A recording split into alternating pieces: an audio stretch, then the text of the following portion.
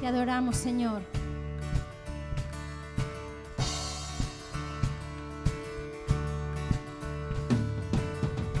Vi caer al enemigo y la oscuridad huyendo, pero el milagro que yo no comprendo, mi nombre escrito está en el cielo. Señales y prodigios, su poder he recibido, pero el milagro que yo no comprendo, mi nombre escrito está en el cielo. Por siempre mi adoración me entrego. Este es mi testimonio de salvación. Su amor cambió mi historia y me perdonó. Por medio de la cruz me justificó. Este es mi testimonio, este es mi testimonio. Amén. Apláudele con tus palmas.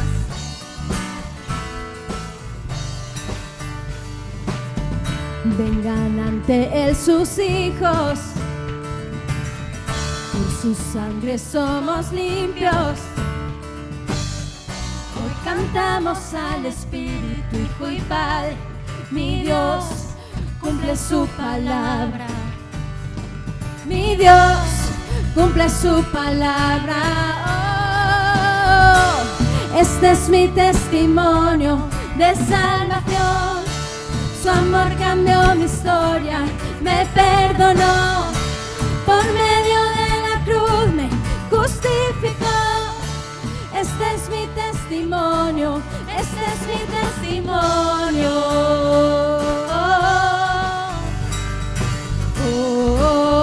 Vamos a decirlo una vez más, cántalo conmigo. Este es mi testimonio de salvación.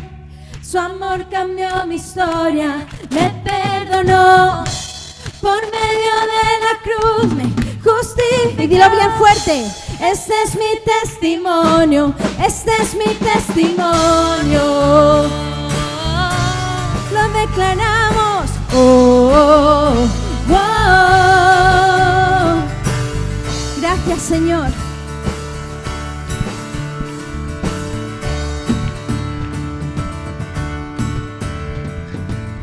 Si vivo estoy, no es el final. Mayores cosas aún vendrán, lo creeré. Si vivo estoy, no es el final. Mayores cosas aún vendrán, lo creeré. Si vivo estoy, no es el final. Mayores cosas aún vendrán, lo creeré. Si vivo estoy, no es el final. Mayores cosas aún vendrán, lo creeré.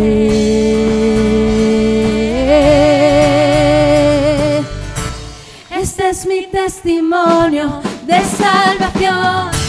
Su amor cambió mi historia, me perdonó. Por medio de la cruz me justificó.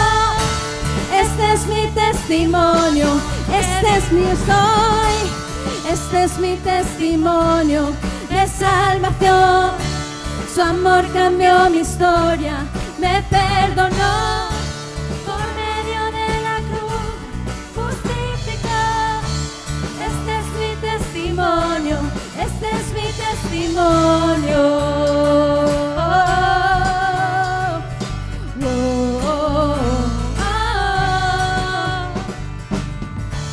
Este es mi testimonio de salvación.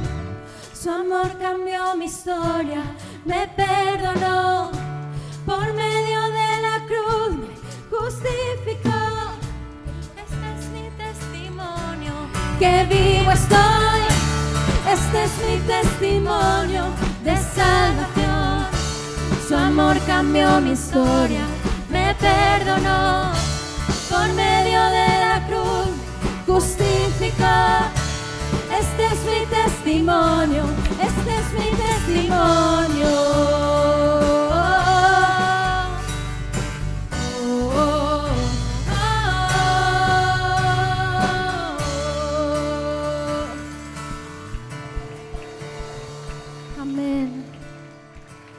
adoramos, Señor. Amén. Por medio de esa cruz fuimos justificados. Gracias. No podemos parar de adorarte, Señor. Cuando pienso en tu amor y en tu fidelidad, no puedo hacer más que postrarme ya. Cuando pienso en cómo he sido y hasta dónde me has traído, me asombro de ti. No me quiero conformar. He probado y quiero más. No me quiero conformar. No me quiero conformar.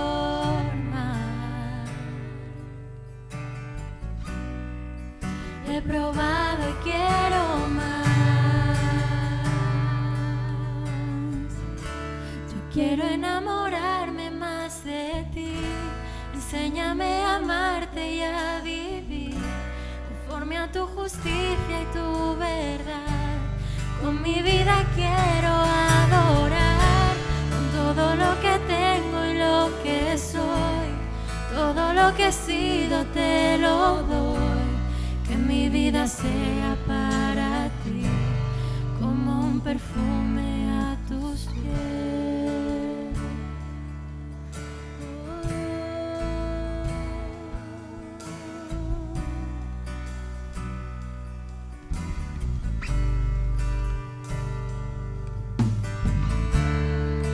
Cuando pienso en tu cruz y en todo lo que has dado, tu sangre por mí, por llevar mi pecado. Cuando pienso en tu mano, que hasta aquí hemos llegado, por tu fidelidad. Oh, no me quiero conformar.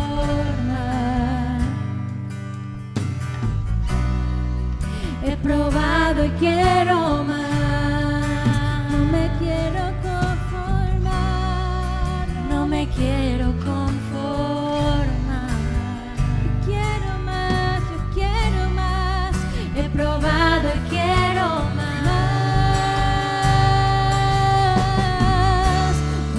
Enamorarme más de ti. Enséñame a amarte y a vivir conforme a tu justicia y tu verdad. Con mi vida quiero adorarte, Señor. Adorar con todo lo que tengo y lo que soy. Todo lo que he sido te lo doy. Que mi vida sea para ti como un perfume a tus pies. Yo quiero enamorarme más de ti. Enséñame a amarte y a vivir conforme a tu justicia y tu verdad. Con mi vida quiero adorar todo lo que tengo y lo que soy. Todo lo que he sido te lo doy. Que mi vida sea para ti como un perfume a tus pies.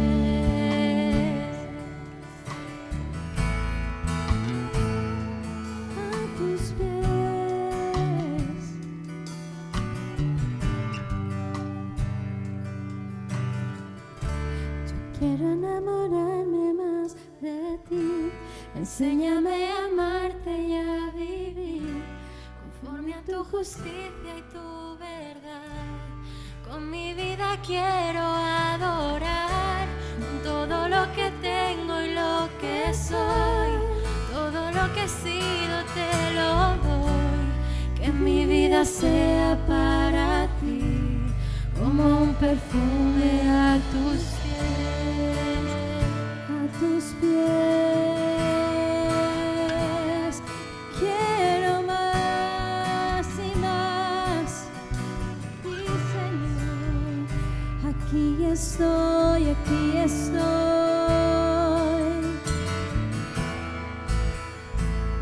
Bendecimos tu nombre, Señor. Te bendecimos, Señor. Queremos más de ti. Queremos más de ti. Llénanos, oh Dios. Te necesitamos. Te necesitamos, Señor. Aquí está mi vida, mi corazón. Oh Señor, todo lo entregamos a tus pies, Jesús. Que mi vida sea un perfume agradable a ti. Oh, que suba ante tu trono mi alabanza. Oh Señor, iglesia, iglesia, vamos a llenar su trono de alabanzas. Solo Él es digno, solo Él es digno, digno. Te adoramos, Jesús, te adoramos, Jesús, por tus obras, tus proezas, por tu salvación. Todo lo que somos, todo lo hacemos por ti. Todo se trata de ti, todo se trata de ti. En ti queremos construir, en ti queremos construir. Aleluya, aleluya. Que mi vida sea para ti como un perfume a tus pies. Oh Señor, oh Señor.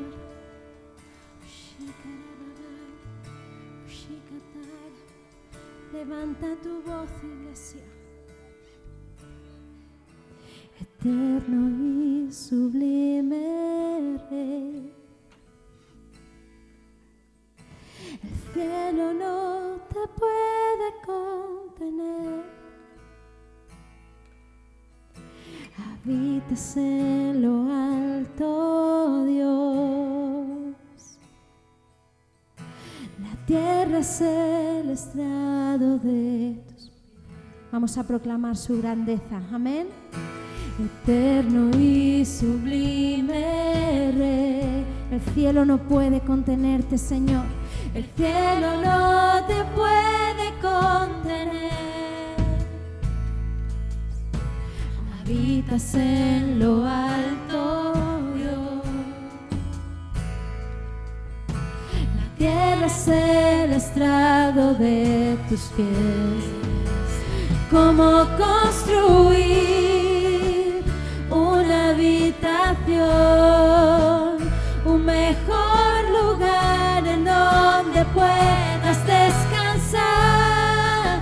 ¿Cómo construir una habitación que sea un santuario para ti? Soberano creador, en luz inalcanzable tú estás. Formaste todo con tu voz. El universo en tus manos está. ¿Cómo construir una habitación, un mejor lugar en donde puedas descansar? ¿Cómo construir una habitación que sea un santuario?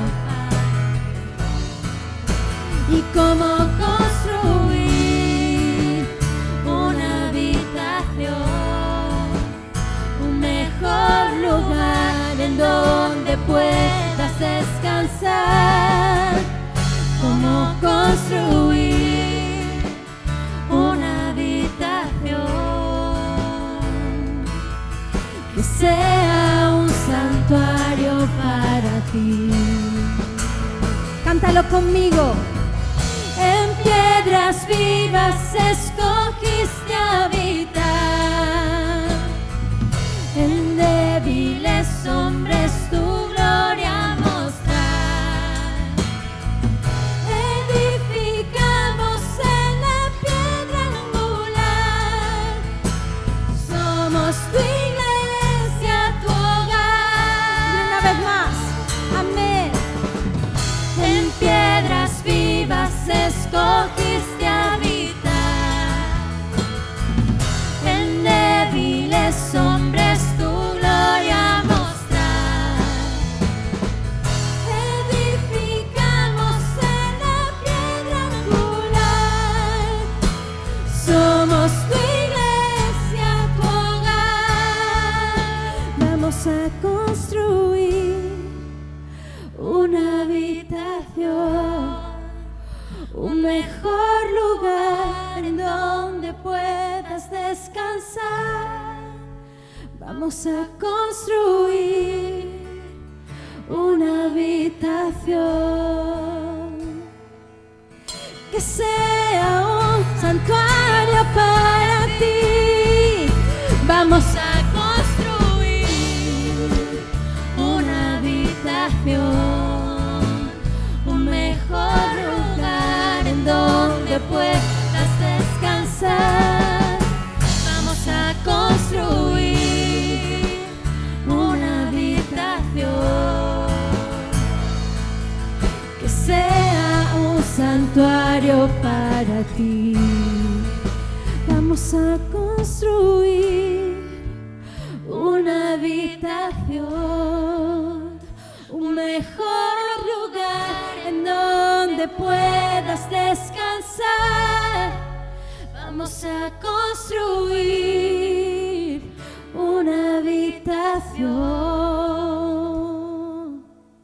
que sea un santuario para ti.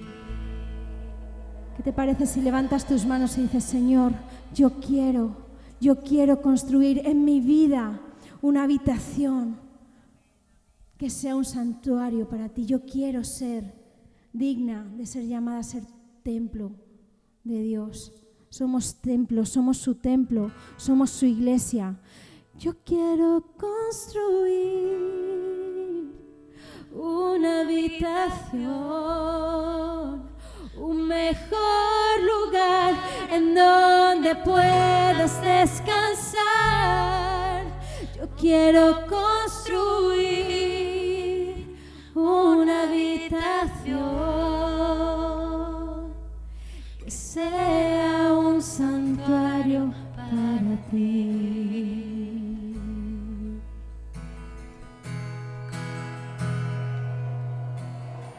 Amén, amén. Oh, eso es lo que queremos hacer. Amén.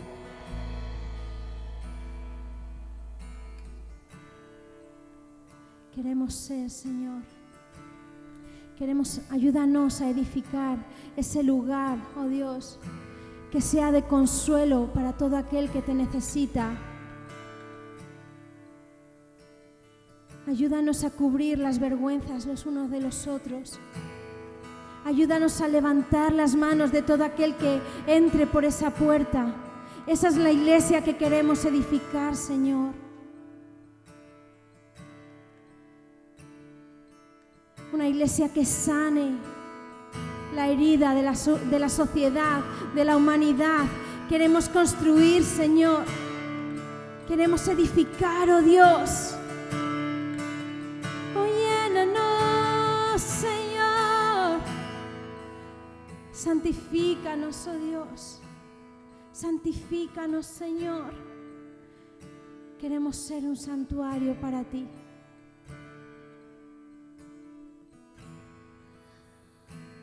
Quita todo aquello que pueda estorbar, Señor. Límpianos, moldéanos. Que tu Espíritu no nos falte, Señor, que tu Espíritu nos acompañe. Sabemos que no es con fuerza, con inteligencia, sino con tu espíritu, Señor. Hoy llena este lugar, llena este lugar. Te necesitamos, Señor. Aleluya, aleluya. Oh, llénanos, Señor. Llénanos, Señor. Oh, shikanabamai.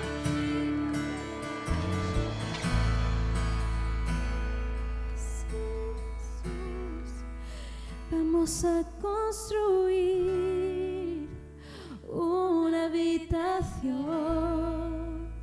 un mejor lugar en donde puedas descansar.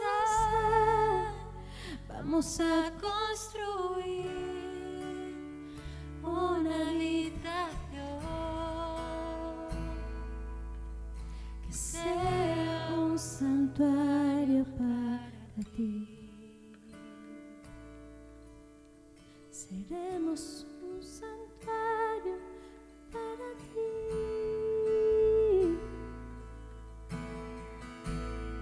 Seremos un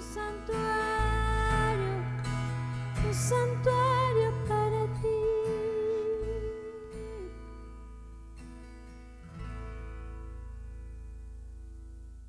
Muy bien, pues en esta mañana quería compartir con vosotros una palabra que se encuentra en la segunda carta de Corintios, en el capítulo 2. Me gustaría que fuéramos todos a esta carta que escribió Pablo, la segunda que escribió a la iglesia de Corintios, el capítulo 2, y vamos a leer el versículo desde el 5 hasta el 11. Y dice así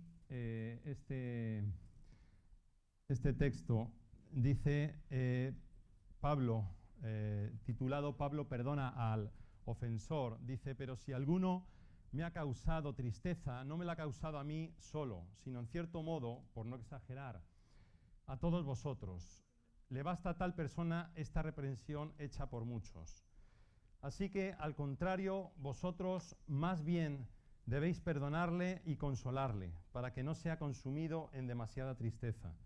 Por lo cual os ruego que confirméis el amor para con él, porque también para este fin os escribí, para tener la prueba de si vosotros sois obedientes en todo. Y al que vosotros perdonáis, yo también.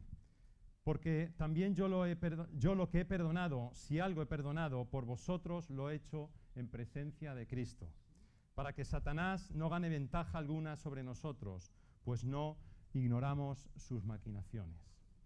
Señor, te presento tu palabra en esta mañana. Te pido, Padre, que tú nos hables a través de ella. Gracias por que tú nos diriges y nos guías, Padre, y nos presentamos, Señor. Presentamos nuestros corazones delante de ti, Señor. Háblanos en el nombre de Jesús. Amén.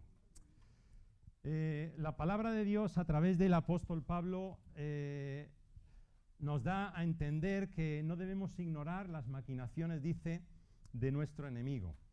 Tenemos que ser sabios, ¿no? Y tenemos que pedirle a Dios sabiduría.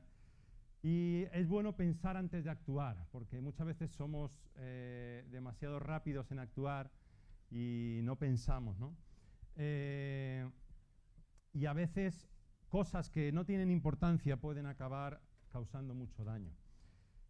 Sobre el tema del enemigo, la verdad es que hay posiciones extremas, ¿no? Y a lo largo de la historia también de la Iglesia, pues ha habido posiciones o posturas, ¿no? Por un lado, hay muchos cristianos o muchas personas que ignoran todo lo relacionado con nuestro enemigo, que dice la palabra.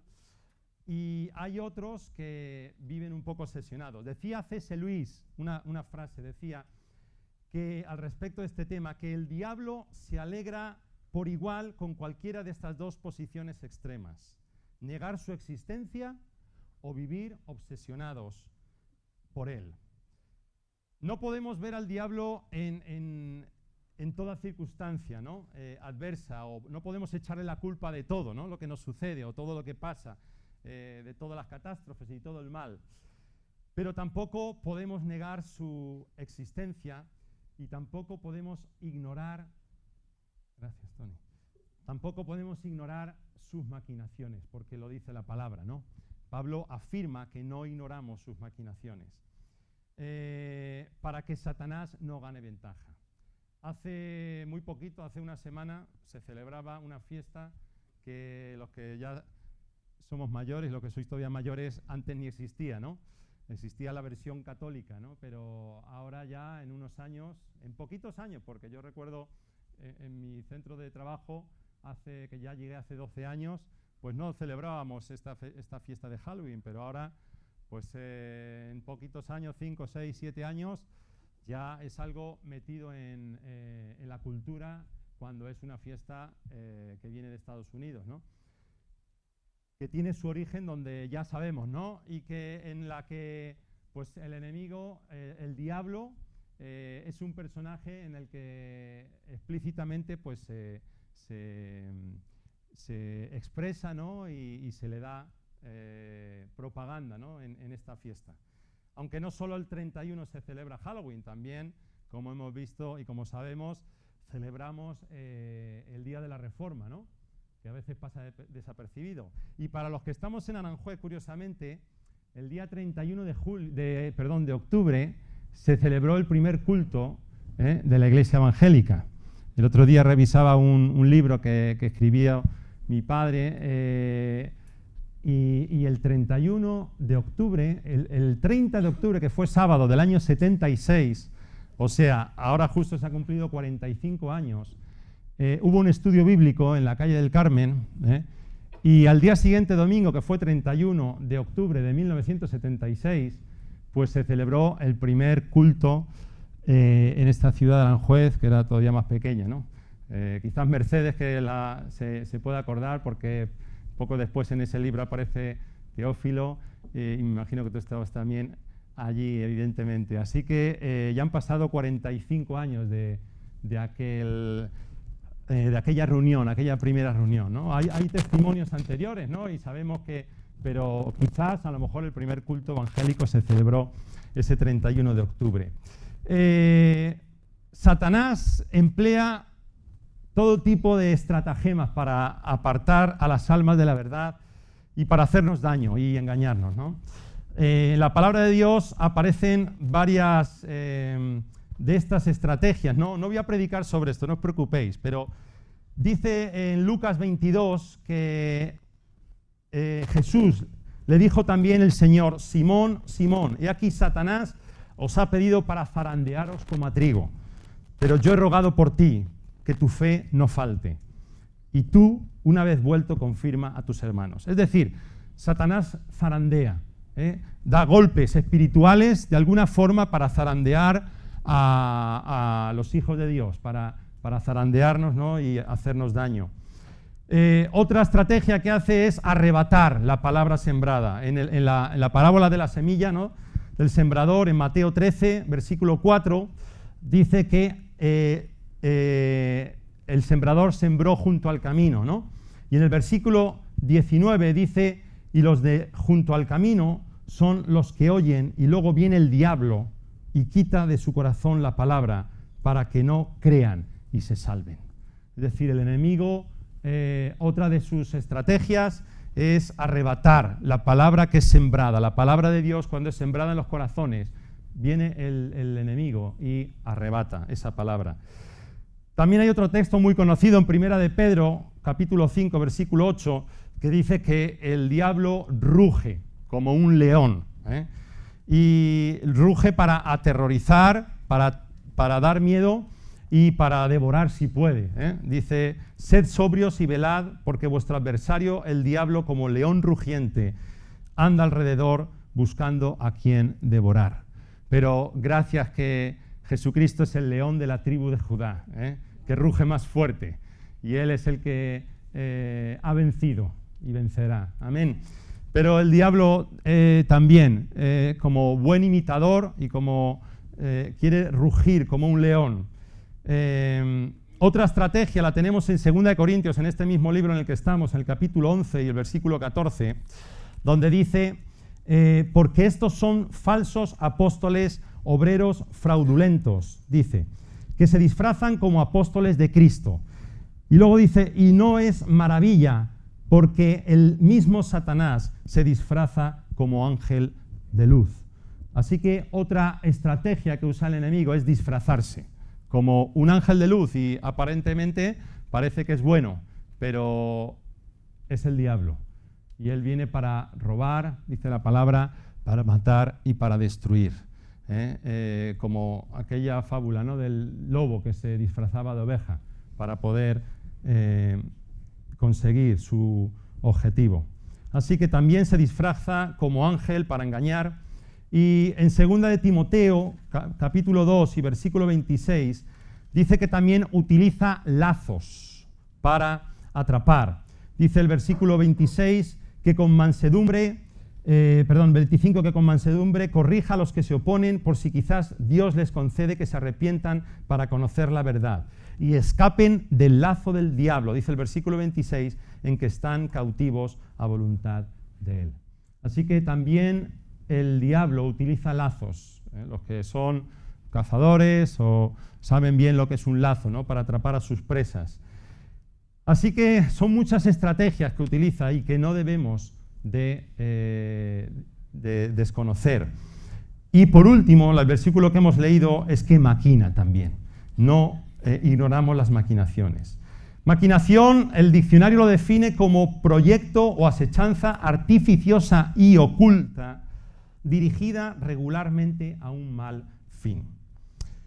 Pero como decía antes, no quiero predicar sobre el enemigo, pero porque él no tiene la culpa de todo, como decía al principio, pero sí que tenemos que conocer sus maquinaciones. Dice una historia que un caballo estaba amarrado y vino un demonio y lo soltó. El caballo se metió en la finca de unos campesinos y comenzó a comerse la siembra. El dueño de la finca tomó un rifle y mató al caballo. Entonces, el dueño del caballo cogió su rifle y mató al dueño de la finca. El hijo del dueño de la finca mató a la mujer del dueño del caballo y los vecinos enardecidos mataron al muchacho y quemaron su casa. Al final le preguntaron al demonio, ¿por qué hiciste a todos tanto mal? El demonio respondió, yo solo solté al caballo. Aquí vemos cómo en muchas ocasiones el diablo solo suelta el caballo, pero la reacción ante ese hecho provoca tantos y tantos males que no había provocado el demonio, sino las personas que habían hecho eso. Por eso no quería hablar sobre las estrategias, sino de cómo podemos hacer nosotros para que él no gane ventaja. Porque ahí está el objetivo, dice Pablo, para que Satanás no gane ventaja entre nosotros. Y Pablo, lo primero que nos habla en este texto que hemos leído de 2 de Corintios es de perdonar. Porque en la falta de perdón está muchas veces el darle ventaja al enemigo. Necesitamos estar en paz con todos. Dios ha hecho las paces con nosotros cuando nosotros éramos enemigos de Él. Pues cuánto más nosotros debemos hacer las paces con todos, con cualquiera, ¿no? Y debemos pedir perdón si hace falta o perdonar si la ocasión lo requiere, ¿no? Si ocurre algún conflicto, debemos solucionarlo sabiamente, como la palabra nos enseña. Y la solución muchas veces pasa por el perdón. El problema que aquí plantea Pablo en este capítulo 5 es un problema que tiene que ver seguramente con un incidente que se relata en la primera carta de Corintios, en el capítulo 5. Y era un caso que hubo, como si la podéis leer en Corintios, primera de Corintios, capítulo 5, un caso de incesto, un caso de inmoralidad sexual, muy fuerte. Dice Pablo que ni aún en los gentiles se veía, ¿no? Fue un caso bastante grave. Pero Pablo, con la sabiduría que Dios le daba, lo trata con mucha cautela y con mucho tacto. Y en este caso no nombra ni la ofensa ni al culpable. Porque el fin último de Pablo no era acusar o condenar a esa persona, sino que era restaurar a la persona, porque Dios nos ha llamado a hacer misericordia a todos, ¿eh? Igual que Dios es un Dios misericordioso, y Él tiene misericordia con nosotros, con nuestro pecado, con nuestra maldad. Así que Pablo aquí se está refiriendo, como decía, a ese hecho que ocurrió en 1 Corintios 5.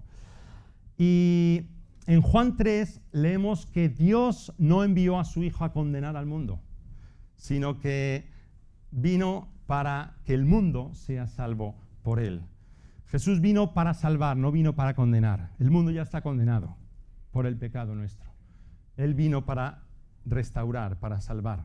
Y así nosotros tenemos que también llevar el perdón a todo lugar donde estemos. Debemos perdonar y debemos también pedir perdón cuando cometemos nuestros errores. En el caso que ocurre aquí de la iglesia o de la asamblea, hay peligro tanto si ocurren dos extremos. Si no se toman medidas disciplinarias cuando ocurrió esto, como si no se ejerce el perdón cuando hay un verdadero arrepentimiento. Satanás se iba a meter de cualquier de las dos formas, con astucia, ¿no? En el primer caso, arruinará el testimonio de la iglesia, de la asamblea, por tolerar el pecado, por dejar que haya incesto y no se haga nada, ¿no? Pero en el segundo caso también abrumará a la persona arrepentida si la asamblea, la iglesia no le perdona, no le restaura. Por eso, dice la palabra, no debemos ignorar sus maquinaciones, porque Satanás está deseando meterse en cualquier resquicio que dejemos, en cualquier situación que ocurra. Él está preparado para desbaratar, para arruinar y para traer destrucción. Así que debemos buscar el perdón y pedir perdón si hemos fallado o perdonar también si nos fallan. ¿Y cómo sabemos si hemos perdonado a una persona? Pues la mejor prueba que tenemos de que hemos perdonado a una persona es bendecir a esa persona. Esa es la mejor prueba que podemos tener. Cuando bendecimos a una persona, cuando oramos por esa persona, es señal de que la hemos perdonado, de que no hay nada en nuestro corazón por esa persona. Así que debemos bendecir y no maldecir, como nos enseñó Jesús. Mateo 5:44. Jesús nos enseñó a bendecir no solo a nuestros hermanos, no solo a los que tenemos cerca, aún dijo, a nuestros enemigos. Bendecir a tu hermano que te cae bien, que te bendice también, es fácil, ¿no? Pero bendecir al que te hace daño, bendecir al que te insulta, al que sabes que está hablando mal de ti, por otro lado, bendecir al que te está haciendo daño, solo se puede hacer con el amor de Dios. Es la única forma. El amor de Dios es el único que puede amar y bendecir a nuestros enemigos. Así que bendecid a los que os maldicen, orad por los que os ultrajan y por los que os persiguen. Dios quiere que haya perdón en su iglesia, que haya bendición, que podamos perdonarnos o que podamos pedir perdón unos a otros para que el enemigo no gane ventaja. Así que una forma de que no gane ventaja es el perdón, algo tan necesario. No solo en el pasado, hoy también necesitamos perdonarnos y necesitamos pedirnos perdón cuando hacemos daño, nos hacemos daño, ¿no? La segunda situación que nos habla Pablo en este texto es en el versículo 10. Leemos, dice Pablo en el versículo 10, estábamos en el capítulo 2 de 2 de Corintios, dice, y al que vosotros perdonáis, yo también, porque también yo lo que he perdonado, si algo he perdonado, por vosotros lo he hecho en presencia de Cristo. Pablo perdona y da ejemplo sobre el perdón y lo hace en presencia de Cristo. Esto me habla de que Pablo lo hacía mirando a Dios, lo hacía en su presencia. estaba enfocado en Él. Cuando la presencia de Dios está en nosotros y abunda en nosotros, nuestra mirada está fija en Él y viceversa, ¿no? Cuando nuestra mirada está puesta en Dios, su presencia está con nosotros. Así que una situación o una forma en la que podemos hacer que el enemigo no gane ventaja sobre nosotros es poner nuestra mirada en Dios, mirarle solo a Él. Cuando empezamos a mirar cualquier cosa que no sea Dios, empezamos a darle lugar al enemigo para que él pueda empezar a actuar. Cuando empezamos a mirar los defectos de los demás, cuando empezamos a mirar cosas que no tienen importancia, cosas que nos pueden molestar, cuando empezamos a poner nuestra mirada en los demás, es cuando estamos dando lugar al enemigo. Trae daño a nuestra vida.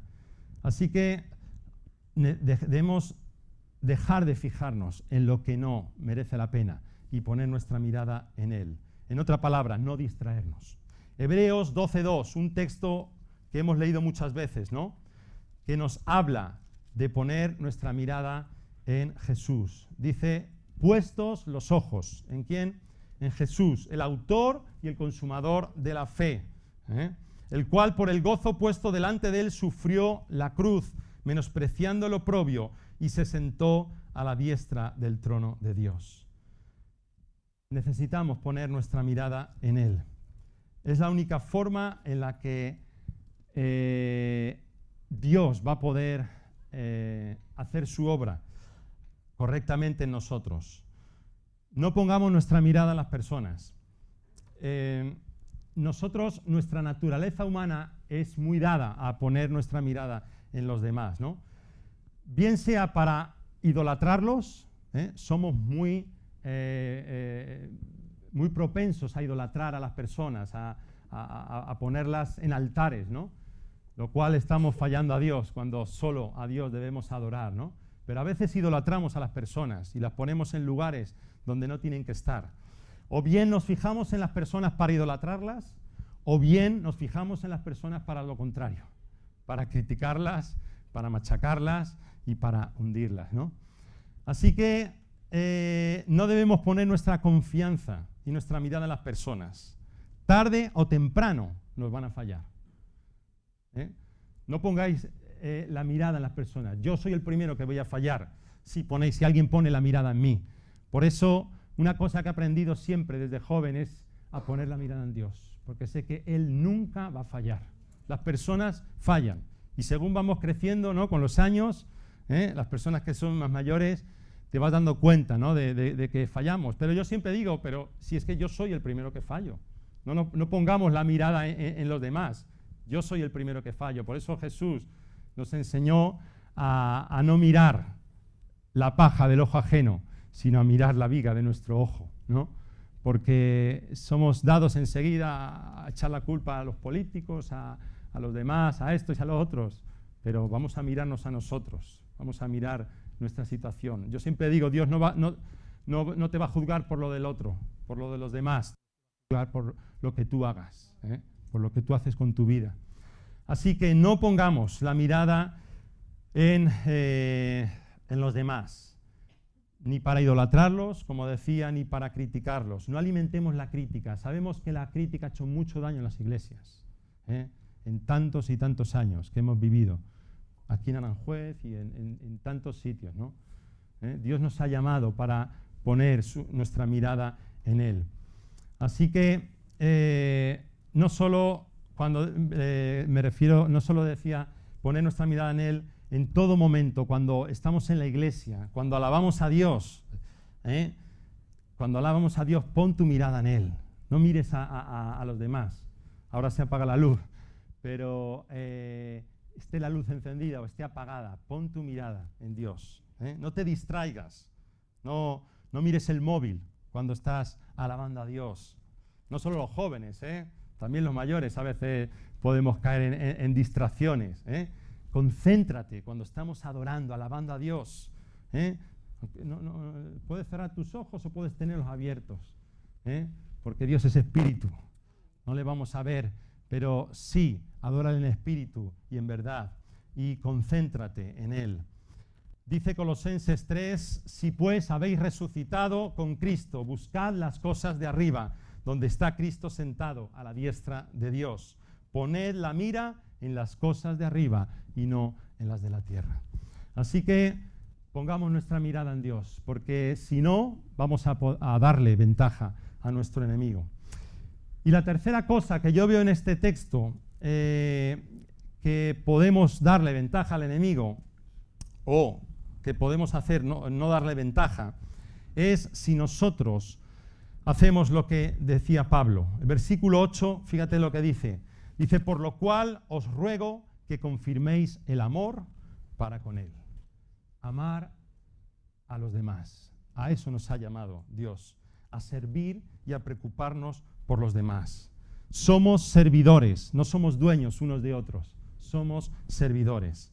Y cuando nosotros dejamos de amarnos, dejamos de tener un corazón de servicio, de poner a Dios por encima de todo, el enemigo puede ganar ventaja. El amor es la marca del discípulo de Cristo. Dijo Jesús en Juan capítulo 13, versículo 35, en esto conocerán todos que sois mis discípulos, si tuvierais amor los unos con los otros. Ahí en la calle nos van a conocer si somos discípulos, si nos amamos unos a otros. No solo entre nosotros, sino también el amor que nosotros damos en la calle, ¿no? Ahí es donde nos van a conocer si de verdad somos discípulos de Cristo. Y a veces, desgraciadamente, convertimos la iglesia en una comunidad que funciona como la sociedad. Queremos escalar puestos, que se nos vea, queremos buscar a veces posiciones y mandar, aunque tengamos que pasar por encima de otros. Y eso es lo que ocurre en el mundo, lo que ocurre en la sociedad, lo que ocurre en los trabajos, ¿no? Que si tienes que pisar la cabeza de otro, el caso es ir escalando puestos. Pero a veces, desgraciadamente, en la iglesia ocurre algo parecido, ¿no? Y nos olvidamos de que la obra no es nuestra, la obra es de Dios. Nunca te olvides, hermano y hermana, la obra no es nuestra, la obra es de Dios. Nosotros solo somos siervos, solo somos obreros en la obra de Dios, la obra es suya. Él nos utiliza, nos usa y debemos dar gracias a Dios porque Él nos use, pero no es nuestra la obra. Así que debemos servir y reconocer que somos obreros en su mies y hemos sido llamados para servir. No hemos sido llamados para buscar una posición, para escalar, para ponernos en sitios donde se nos vea. Dios se agrada igual del que está haciendo una tarea en la iglesia que no la ve nadie, como el que hace una tarea en la iglesia que todos lo ven. Dios se agrada por igual, porque Jesús vino para servir, y Él nos lo enseñó. Así que no miremos con recelo a otras personas, ¿no? Que nos puedan quitar el puesto, no caigamos en ese error en el que a veces se caen las iglesias, ¿no? Y que desgraciadamente ese error da lugar a que el enemigo gane ventaja y nos gane esa ventaja, ¿no? Dos hijos de Zebedeo, dice Mateo 20:20, Jacobo y Juan, querían sentarse al lado de Jesús. En otro texto dice que la madre les pidió a Jesús que sus hijos se sentaran a su lado en su gloria, ¿no? Y Jesús les enseña que para ser grandes tienen que humillarse, tienen que convertirse en siervos. Así que Jesús dijo que vino para servir y no para ser servido. Y vino para dar su vida en rescate por muchos, por ti y por mí. Así que ahora nos pide que entreguemos nuestro orgullo, porque a veces nos duele, ¿no? Cuando pasan situaciones en la iglesia donde hay confrontaciones, a veces nuestro orgullo se duele, ¿no? Pero no te preocupes, porque nuestro orgullo tiene que bajar, tiene que ser pulido y limado. Y como dijo Juan, ¿no? Que Jesús, Dios, tiene que crecer en nosotros y nosotros tenemos que ir menguando, ¿no? Así que podamos entregar nuestro yo, nuestro orgullo, y podamos servir a los demás como Jesús lo hizo. Él no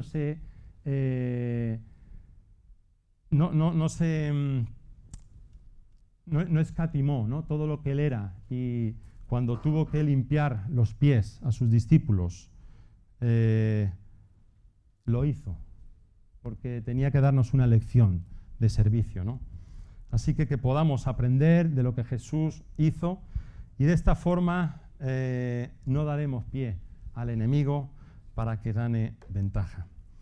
Así que, como decía, necesitamos conocer las maquinaciones del enemigo, ¿eh? Son muchos años, ¿no?, los que ha vivido la iglesia de Aranjuez, y Dios quiere una iglesia unida, una iglesia que se ame, ¿eh? Una iglesia que pueda demostrar al mundo lo que es Dios, ¿eh? Una iglesia que pueda, como decía antes, que pueda perdonar, ¿eh?, que pueda demostrar el perdón en la sociedad, ¿no? Una iglesia que ponga su mirada en Dios, el único, el autor y el consumador de la fe. Que no se distraiga, que no mire cosas que no tiene que mirar, que no se preocupe de situaciones que son livianas, que no tienen importancia. Que pongamos nuestra mirada en Dios, porque Dios es el que hace la obra. Y una iglesia que también pueda servir y que pueda amarse. Amén. Que podamos amarnos unos a otros. Pues deseo, ¿no?, que esta iglesia pueda ser ejemplo, ¿no?, y que Dios pueda hacer su obra en esta ciudad de Aranjuez, ¿no?, que ha crecido mucho. Hace 45 años, pues creo que eran 36.000 habitantes, 38.000 habitantes que había por aquel entonces. Ahora ya son cerca de 60.000 habitantes y hay mucho pueblo, hay mucha gente en esta ciudad, mucha gente que necesita. La iglesia no puede perder tiempo en cosas que no son importantes, ¿eh? La iglesia tiene que ser luz en medio de la oscuridad, y hay mucha oscuridad, ¿eh?, en esta ciudad de Aranjuez. Hay mucha oscuridad. Es una realidad. El mundo espiritual es más real a veces de lo que vemos, ¿no? El enemigo está ahí, está intentando apartarnos, intentando traer disensiones en la iglesia, en las familias, donde puede. Es su trabajo, ¿eh? Él decidió ser enemigo de Dios, pero nosotros tenemos al capitán del ejército. Amén. Dios está con nosotros, pero Él quiere que no ignoremos las maquinaciones del enemigo y quiere que seamos una iglesia próspera que haga su voluntad. Amén. Y Él está con nosotros todos los días, así que no debemos temer, pero sí debemos conocer. Amén. Él es el león de la tribu de Judá, el que venció y el que vencerá. Amén. Vamos a orar en esta mañana. Señor, te damos gracias por todo lo que tú has hecho por nosotros, Señor. Gracias porque podemos descansar y un día más, Señor, podemos confiar en ti, Señor. Gracias por la salvación que nos has dado. Gracias por tu obra en cada uno de nosotros, Señor. Por lo que tú has hecho, Señor, y también por lo que tú vas a hacer en cada uno. Yo bendigo cada familia, Señor, representada aquí, Padre. Te pido por los que no han venido también, Señor. Te pido también por cada congregación en esta ciudad de Aranjuez. Te pido por esta ciudad que tú nos has dado, Señor, en la que tú nos has puesto, Señor, y te pedimos, Padre, que tú puedas usarnos como tu iglesia, Señor, como tu pueblo, para que tu palabra, Señor, pueda llegar a tantos y tantos corazones hambrientos y sedientos de ti, Señor, que te necesitan. Señor, oro por tu iglesia para que tú nos guardes, Señor, para que tú nos libres del mal. Señor, tú nos enseñaste a orar. Y gracias, Señor, porque como tú dijiste a Pedro, yo he rogado por ti. Señor, gracias porque tú intercedes por nosotros. Gracias porque tú intercedes por tu iglesia, Señor.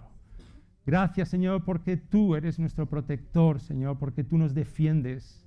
Señor, yo te pido, Padre, que tú desbarates toda obra del enemigo, Señor, sobre nuestras vidas, sobre nuestras familias, sobre tu iglesia, Señor, y yo te pido que cuides a tu iglesia, Señor, que nos protejas y nos libres de toda acechanza, Señor, del enemigo, Padre, y gracias, Señor, porque podemos confiar en ti. Señor, que tu iglesia vaya creciendo, Señor, en esta ciudad, Padre, y que no perdamos el objetivo, Señor, que pongamos nuestra mirada en ti. Señor, ayúdanos, porque tantas y tantas veces, Señor, nos distraemos y ponemos la mirada en otros sitios, Señor, pero ayúdanos, Señor, a poner nuestra mirada en ti. Gracias, Señor, porque tú nos has escogido, Señor, en Cristo Jesús, y gracias por poder usarnos, Señor, para tu gloria. Te bendecimos en esta hora, Señor, y te alabamos y te adoramos, Padre, en el nombre de Jesús. Amén y amén. Gracias. Amén. Dios os bendiga, hermanos.